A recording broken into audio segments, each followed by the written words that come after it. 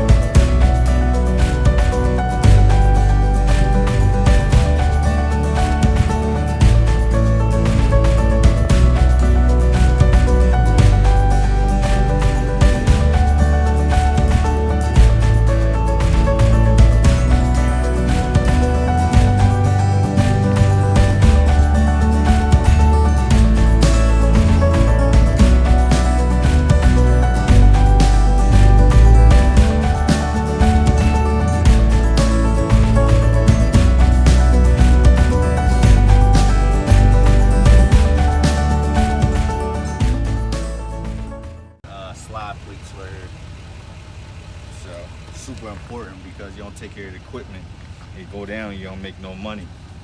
How often do you have to grease it? I try to grease it, any one of my trucks once a month. I might over grease it, but you can never be too greasy, you know what I mean? And it's really, the more you use it, the more often you should keep it lubed up, because it's very important, because you hear screeching, that means it's metal to metal. You know what I mean? You don't want your equipment to rub, because what it causes, metal to metal, causes friction. Friction ends up heating up and breaking something. So I try to do this once a month. Oil change once a month. They try to say every 3,000, but I still take mine every 30 days, just to flush my engine, because my truck is constantly running, is always on the go. I always check my air pressure. Just everything on your truck, I believe, needs to be checked every 30 days, depending on how much you use it. I wouldn't even care if I only use my truck 2 times a month. I'm gonna still get my oil changed every 30 days. That's the routine I always had for the last 21 years of my towing. So I keep the same routine. I don't try to change it up at all, because it'd be too much thinking and remembering. So every 30 days I put in my calendar, it pops up on my phone, and I take it to the dealer. But like stuff like this, I normally do myself, because it's self-explanatory. Go to Harbor Freight's, buy the grease gun, the packing grease, and just lube up. You know what I mean? So before we leave out the yard and go to a tow, they gotta wait, because they gonna complain sometimes if you late. But when it comes to maintenance, I'd rather take a little complaint and be a little late versus me tending to that customer and it breaks on scene, and then they really gonna have a complaint. Call your equipment raggedy and the whole nine. So that's what we doing right now. Self-care on your equipment. A few moments later. From here, the car wanted to go to a collision center. The collision center doesn't do Cadillac converter work, so we're gonna take it back to our facility, store it until we get further notice from the insurance company to which Toyota dealership that they want this vehicle to go to. Other than that, we off to the races, head back to the yard with another one. Let's go. All right, so yeah, yep. All right, so I'm about to hook up. You can say that's why it's very important when you get in this game that you need a yard. Very important. Once you get into the towing world, you have a yard, because 85% of the vehicles that we get called to, they need storage, because they need the car to sit at your yard for the insurance company to come out to assess the job, assess the damages, and then figure out which body shop, which dealership that they want the vehicle to go to. So that is a big plus once you open up your company to try to implement a towing facility or yard into your program. Maximus Tow, we do it all. Let's go. You can. I get a kick. Shit, he think I'm out here doing all the work. I'm gonna work his ass today.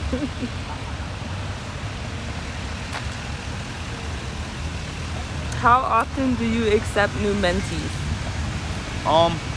I try to accept new mentees at least about 4 or 5 a month.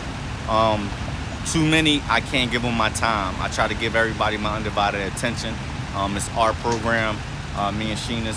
So we try to let the mentees meet us. We got to fly to them, introduce ourselves. And if you bring in too many, then hey, you can't introduce yourself, and everybody wants to know the owner of a company. So we accept about 5 of them, because I got 5 good trainees that takes one person at a time, 2 weeks in a record, 2 weeks in a flatbed, and implement our program that we got, try to instill it into their mental. So that's why we only accept about 5 at a time.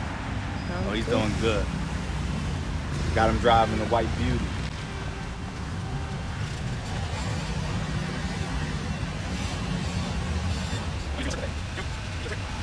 What you did, you see that little line? Now look, that little line, I got that just for, not just you, for me. This is how I know I'm directly on a good hook. That little line, which shows right here, as long as you got it, I always take the emblem from my hook point, and that'll make it perfect for this and this to be even on the tires. So that's why I always remember that little red line, as long as it's in the middle of the emblem, once you drop and extend, you always on a perfect hook. And how close am I good enough? Like always this about 2 inches. 2 inches from the car, because you're always going to lower, because the neck only comes out but so far. You know what I mean? But you're not wrong. If you feel comfortable right here, dropping and extending, then you can always just back up. So you're never wrong. It's really like you never know how close you are. It's where you're comfortable without tearing the vehicle up. All right, so you get your remote, start doing your thing.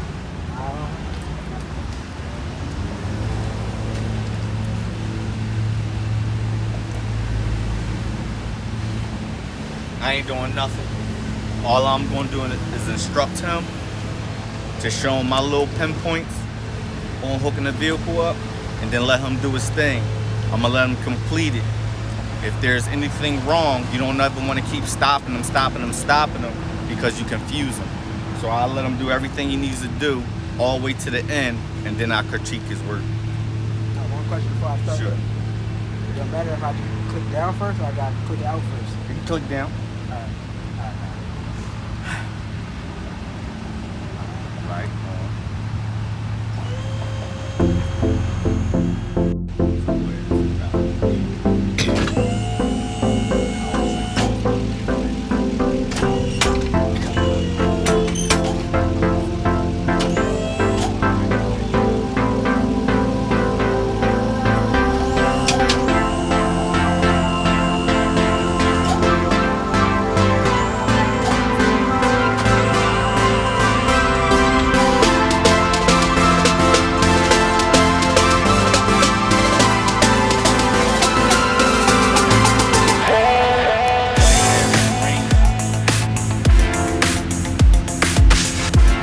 little bit too far? And now it's on this side.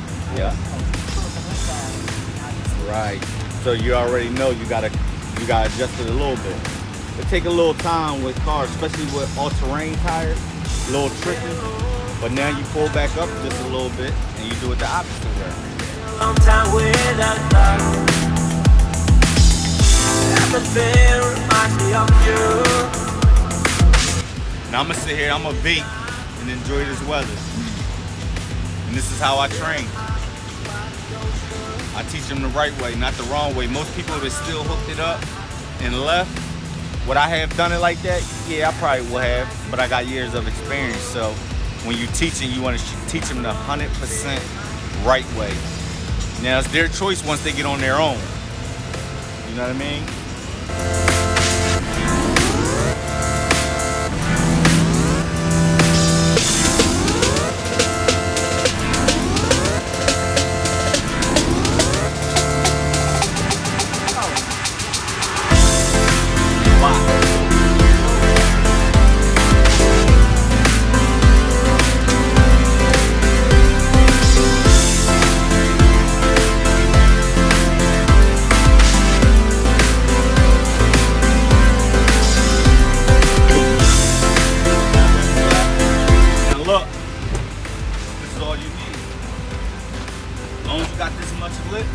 Now your hook will fit in there and won't bend out. You know what I mean? You're never gonna get it complete on both sides. Now lock it up.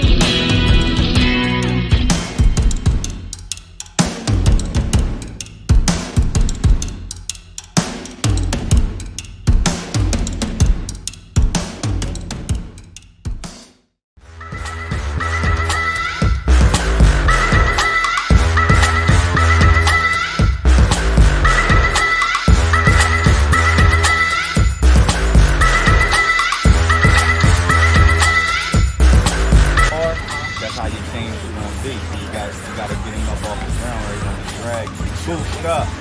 Turn me on, turn me off. We don't need no sleep because the party don't stop. So put your hands on me and turn me on, turn me off.